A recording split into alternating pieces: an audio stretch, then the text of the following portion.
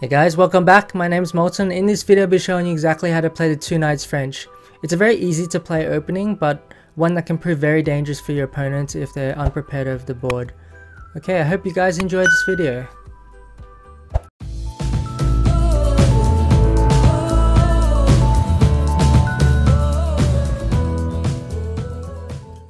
The line starts with e4, e6, the French defense. White brings out both knights.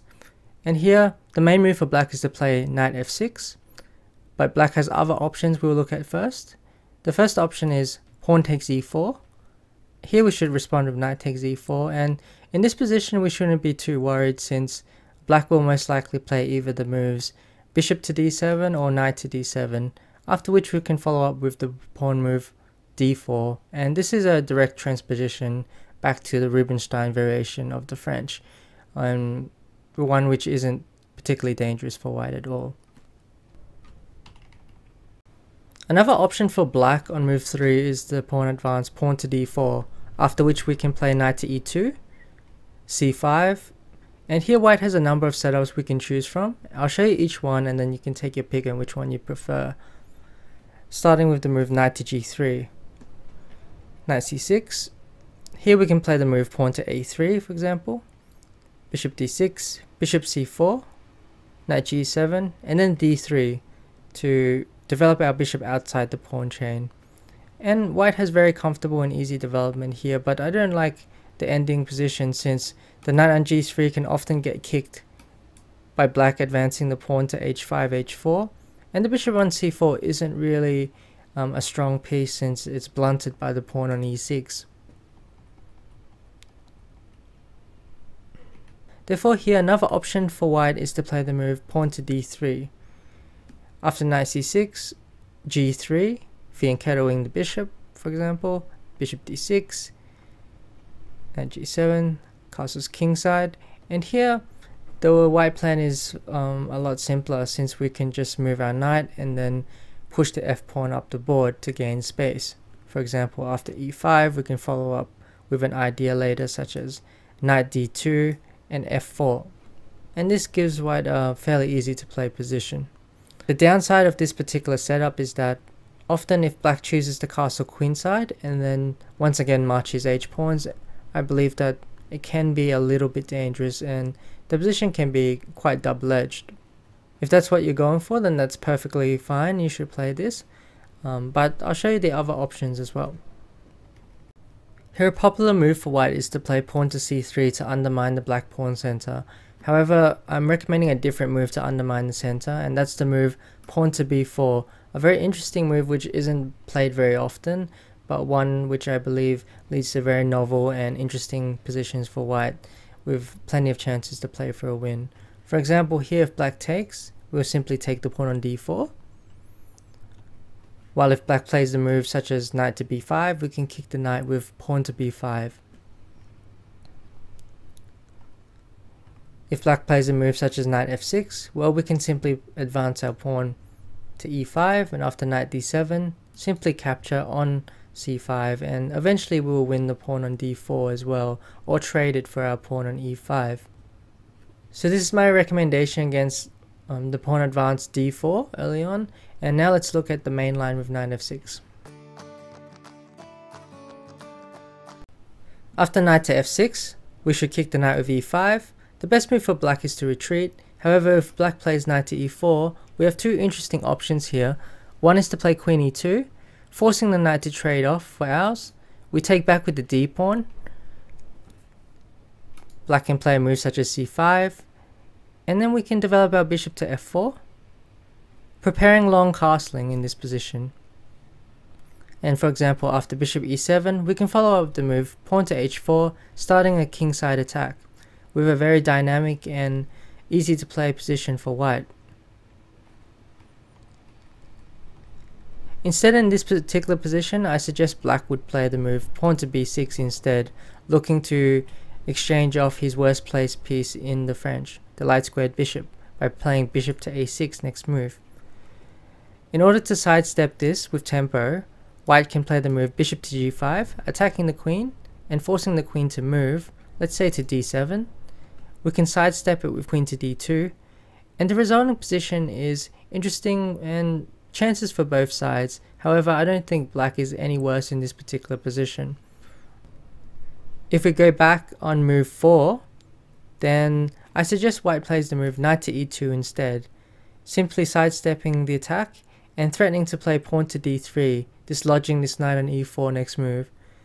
Black should follow up with the move bishop to c5, threatening checkmate on f2, and the only way for white to sufficiently block the bishop is to play the move pawn to d4. Now the pressure on the knight on e4 has subsided a bit. So we should continue to attack the knight by playing knight to g3. And for example, black plays c5. We can follow up with the move bishop to d3, putting pressure and forcing black to make a decision of whether he wants to trade it off for ours or not.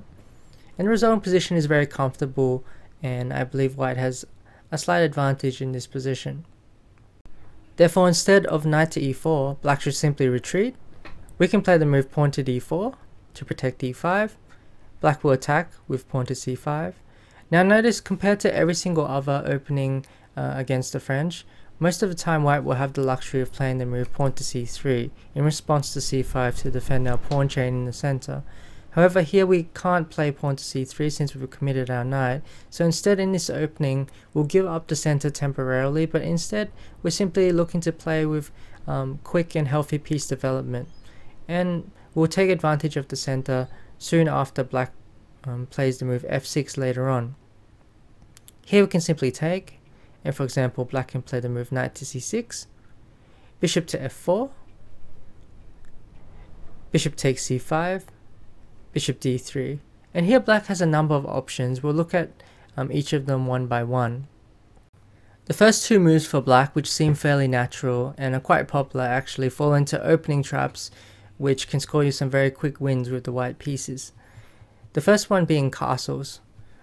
This falls into a Greek gift, and white can immediately win the game here with the move bishop takes h7 check, king takes, knight g5 check, and here for example if the king goes back we can simply play queen h5 with a winning attack.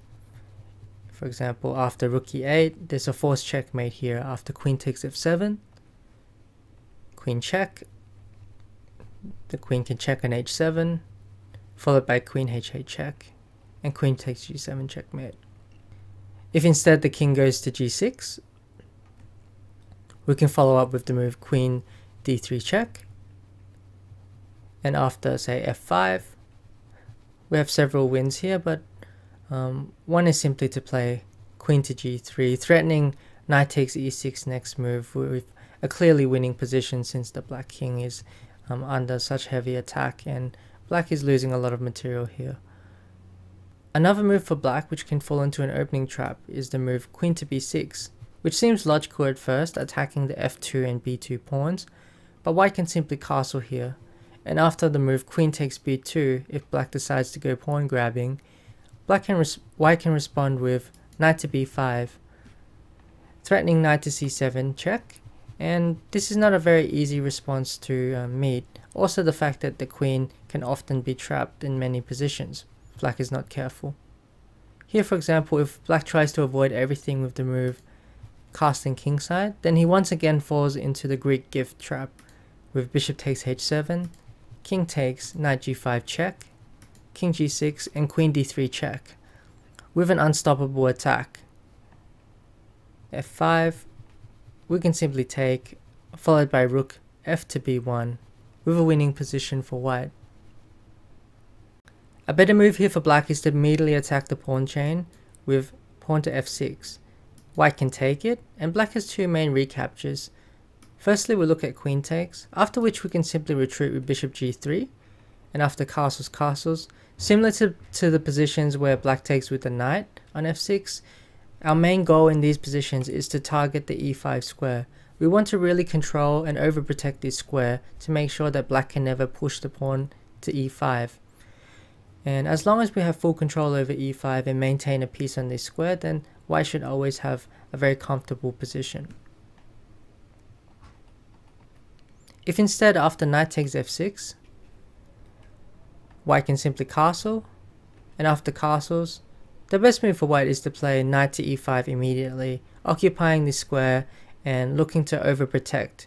For example, we can follow up with the moves such as queen to e2 and maybe swing a rook from a1 to e1 with a very comfortable and easy to play position for white. I believe the most interesting option here for black is to play h6 or a6 or a combination of both, since it leads to the most double-edged positions. For example, after the move such as h6, an interesting option for white here is to throw in the move h4, since we shouldn't allow black to play the move g5 and gain too much space on the king side. For example, black can play a6 now. We can play the pawn move pawn to h5, simply clamping down on the king side and not allowing black to push any more pawns. So black plays b5, a3, bishop b7, and in this game by Alexenko shows that the king can artificially castle with the move king to f1, and later on we'll see that the king is perfectly safe on the king side. For example, the game continued queen b6, queen e2, black played knight d4 to trade off some knights, rook came to h3, castles queen side, and white immediately started an attack on the queen side with the move pawn to a4. b4 was played, a5 queen c7, knight drop back to d1, maybe c3 is an option in some positions now, knight c5, rook f3, knight takes d3, rook takes d3, bishop a7, rook b3 attacking the weakened b4 pawn, queen e7, and now in the game Alexenko simply played the move king to g1 with a very good position for white, since it's much easier for white to attack on the queen side than for black to open up the king side. Another game in this position by Simon Williams continued queen to e2, and after a6, castles, knight to b4 was played. Simon again played the same idea I mentioned earlier with the move pawn to h4, bishop e7 and h5, Simon clamping down on the king side. Knight to c5, black's going for the bishop on d3, but the bishop on d3 isn't particularly worrisome piece. Black's going for the bishop on d3, but white doesn't really need to worry about black taking this bishop, since white will gain more control over the d4 square in return. For example, knight d4, bishop d7, queen g4, attacking the king side, and after the exchanges, bishop g5, white simply played rook a to d1 with what I believe to be a more comfortable position to play as white, since white has a very healthy control over the d4 square, and black is still stuck with this light squared bishop on d7. If instead black plays the move a6, then we can continue with queen e2. Let's say it plays b5, we can simply castle, and if black is not threatening to play h6 g5, then we don't really have to throw in the move h4 h5 either, and we can simply play waiting for black to play f6 in the future, and looking to play in the same way that we play in the f6 variation, whereas we're trying to control the e5 square as well as looking at pawn breaks on the queen side. Well, that concludes our look into the two knights French. I hope you guys found this opening video useful. If you have any questions, feel free to drop a comment below, and thanks for watching, and I'll catch you guys in the next one.